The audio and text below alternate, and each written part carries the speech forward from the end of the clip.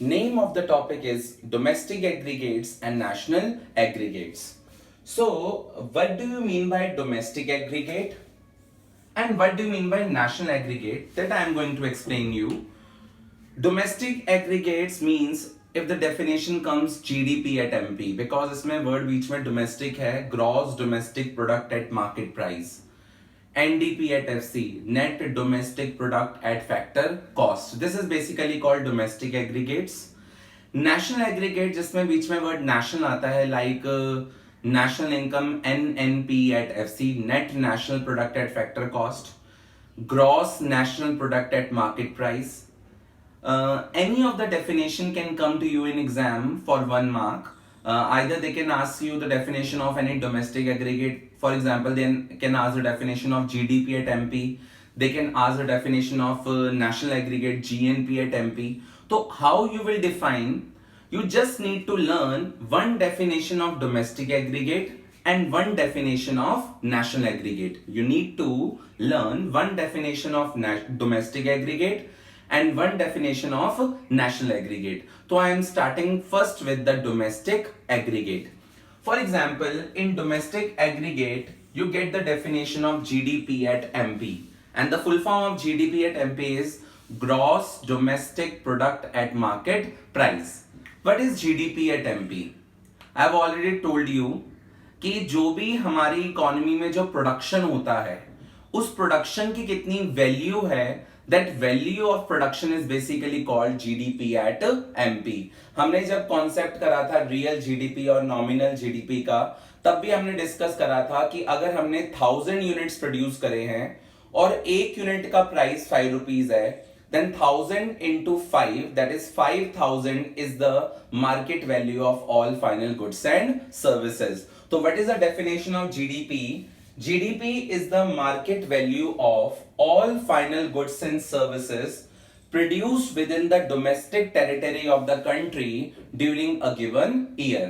एक particular year में with in the territory हम कितना प्रोडक्शन कर रहे हैं, that is basically called GDP at MP. तो अगर कोई मेरे से पूछता है जीडीपी की एट एमपी की डेफिनेशन, तो आई कैन सिंपली से it is the market value of all final goods and services produced within the domestic territory of the country during a given year, that is basically called GDP at MP.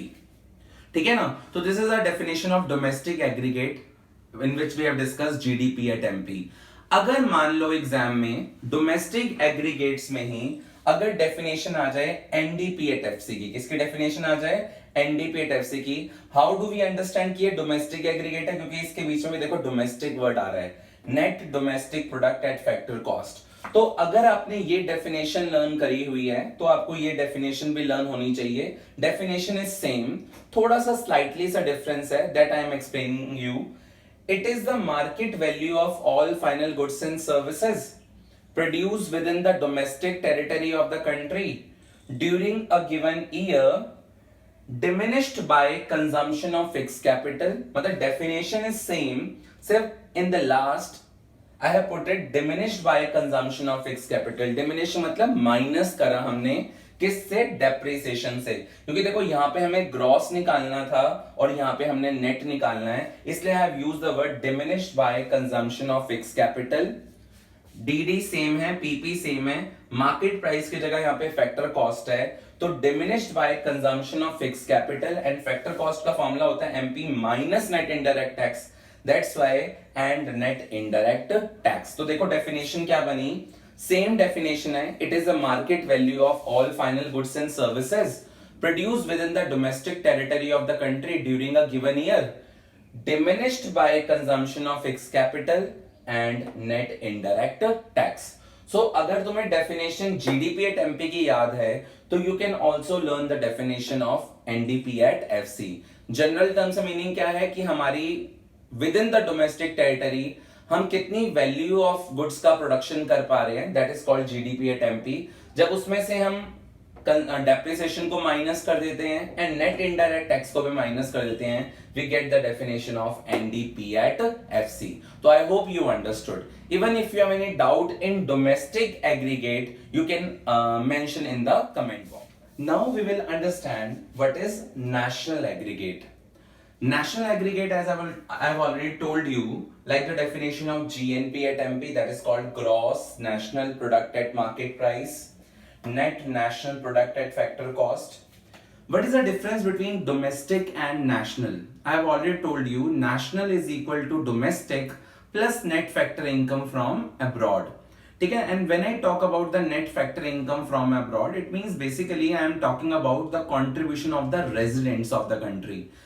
अब मैं economy में with in the territory की बात नहीं कर रहा, because हमारी economy में विद इन द टेरिटरी भी प्रोडक्शन होता है और कुछ इनकम हमें बाहर से भी होती है. For example I have already told you profits earn by resident of India from his company in Singapore.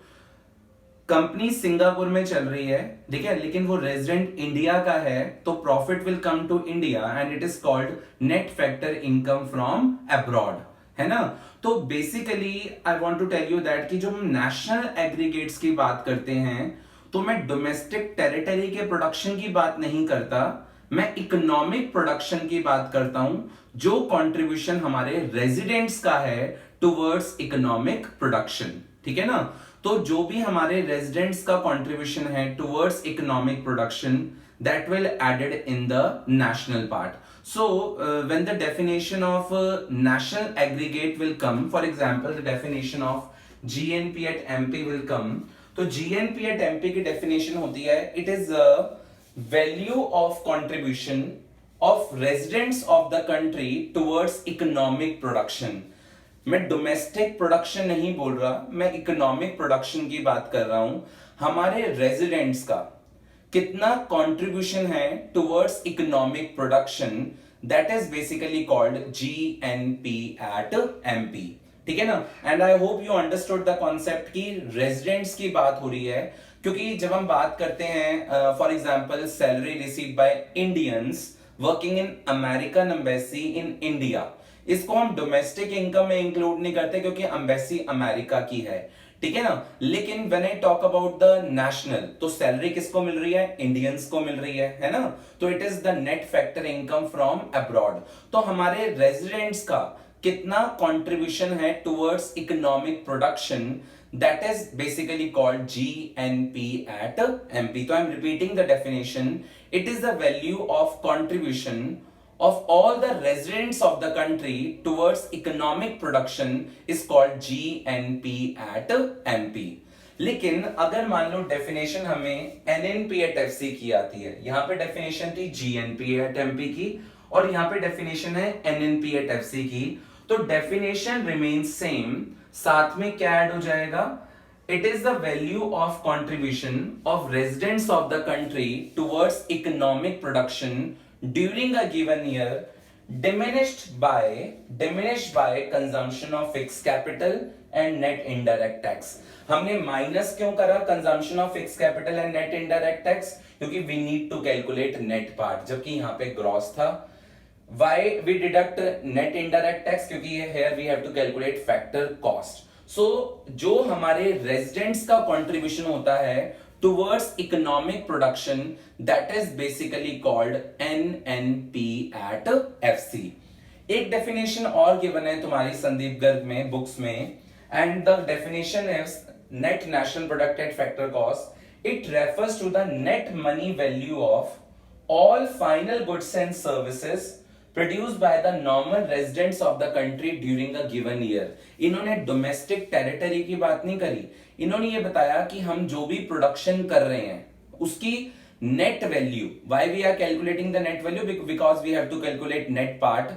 Net value contribution by the residents of the country towards economic production, that is basically called NNP at FC.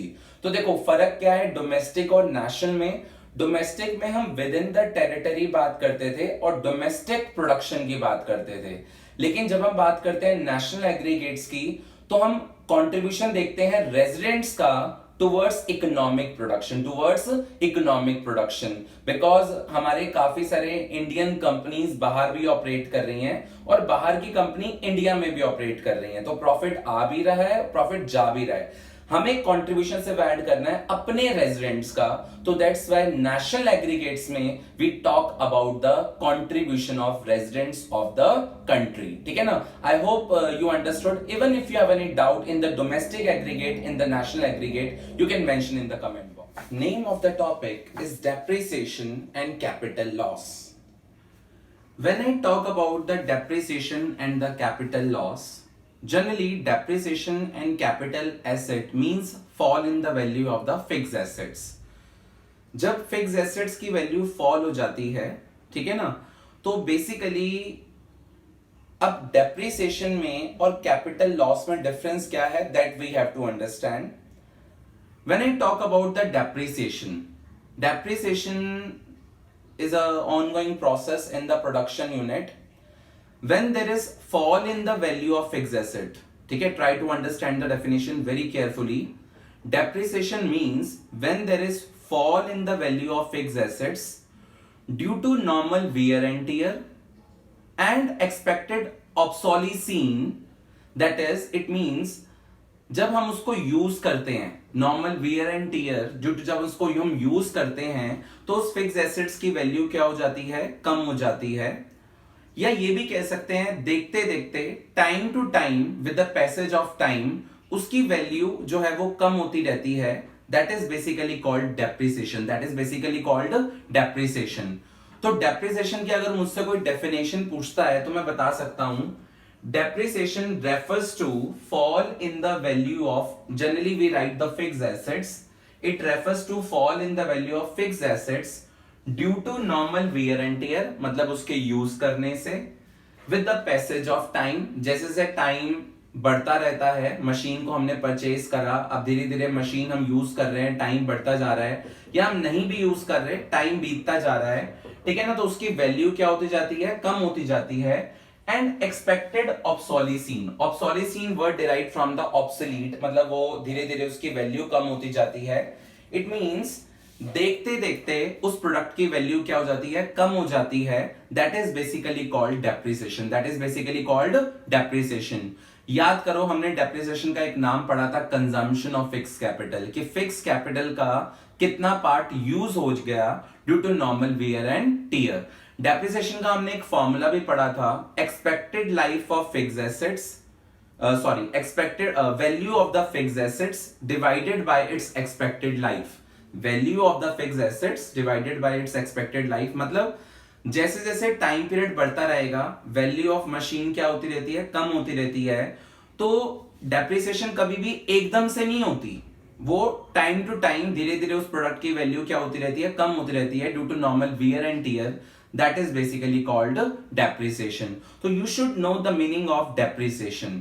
Now when I talk about the capital loss, and how the capital loss is different from the depreciation. Capital loss जो है ना बेटा, वो ना एक sudden event है। एक sudden event मतलब एकदम से जब आपकी मशीन की वैल्यू एकदम से कम हो जाए। एकदम से कम कैसे हो सकती है, मान लो कोई आपकी मशीन ना ड्यू टू अर्थक्वेक गिर गई, तो मशीन की वैल्यू क्या हो गई, कम हो गई, है ना, क्योंकि जब मशीन गिरी तो मशीन का हो सकता है कुछ पार्ट डैमेज हो गया हो, है ना, या उसको कुछ अफेक्ट हो गई वो मशीन, है ना, वो उसी तरह से काम नहीं कर पा रही जैसे पहले कर पा रही थी।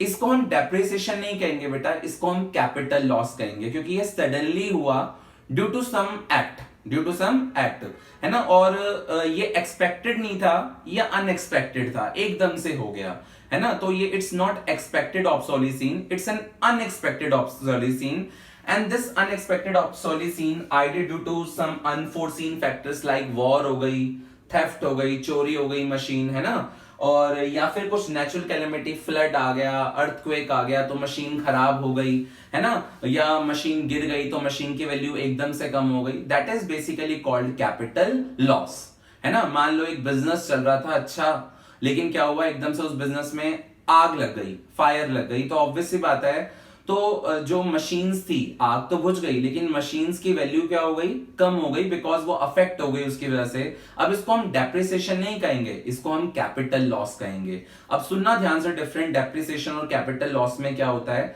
Depreciation means fall in the value of fixed assets due to normal wear and tear with the passage of time and expected obsolescence. देखते देखते उसकी वैल्यू, एक्सपेक्टेशन थी कि वैल्यू कम हो जाएगी और वो हो रही है, that is called depreciation. But when I talk about the capital loss, when there is sudden fall in the value of assets, when there is sudden fall in the value of asset due to unforeseen factors like theft, like war, or due to some natural calamity like flood, earthquake, etc., there is fall in the value of asset, that is basically called capital loss. दूसरा difference सुनना ध्यान से, depreciation does not obstruct the production process. Depreciation never obstruct the production process. Depreciation कभी भी production process को obstruct नहीं करता, कभी भी बिजनेस को नहीं रोकता, बिकॉज वो ना एक ऑनगोइंग फिनोमिना है, ठीक है ना। तो सेकंड डिफरेंस हमारा यही बनता है कि डेप्रिसिएशन कभी भी बिजनेस प्रोसेस को ऑब्स्ट्रक्ट नहीं करता, it does not obstruct the business process because it's a ongoing process, and her company depreciation का प्रोविजन भी बना के चलती है कि इस साल कितने की एक्सपेक्टेशंस है कि डेप्रिसिएशन एक एसेट में होगी। तो दैट्स व्हाई डेप्रिसिएशन कभी भी बिजनेस प्रोसेस को ऑब्स्ट्रक्ट नहीं करता, बिकॉज जितना ऑब्स्ट्रक्ट होगा उतने से हम कैपिटल फिक्स एसेट्स को रिप्लेस कर देते हैं ताकि हमारा बिजनेस एज इट इज चलता रहे। लेकिन when I talk about the capital loss, capital loss छोटा भी हो सकता है, कैपिटल लॉस बड़ा भी हो सकता है। कैपिटल लॉस के लिए हो सकता है कंपनी ने कोई प्रोविजन बनाया हो और हो सकता है नहीं भी बनाया हो। जनरली बड़े कैपिटल लॉस के लिए कंपनी के पास कोई प्रोविजन नहीं होता, तो कैपिटल लॉस प्रोडक्शन प्रोसेस को ऑब्स्ट्रक्ट कर सकता है, ये बिजनेस को रोक सकता है, ठीक है ना। मान लो हम अभी के सिनेरियो की बात करें, जैसे कोरोना की वजह से जो लॉकडाउन इज गोइंग ऑन है ना, किसी बिजनेस ने ये चीज एक्सपेक्ट नहीं करी थी, है ना, लेकिन इसकी वजह से हमारा जो बिजनेस प्रोसेस ऑब्स्ट्रक्ट हुआ, हमारे जो बिजनेस को नुकसान हो रहा है, that is basically called capital loss. और कैपिटल लॉस की अगर हम बात करते हैं, ये बिजनेस प्रोसेस को ऑब्स्ट्रक्ट कर देता है, रोक देता है।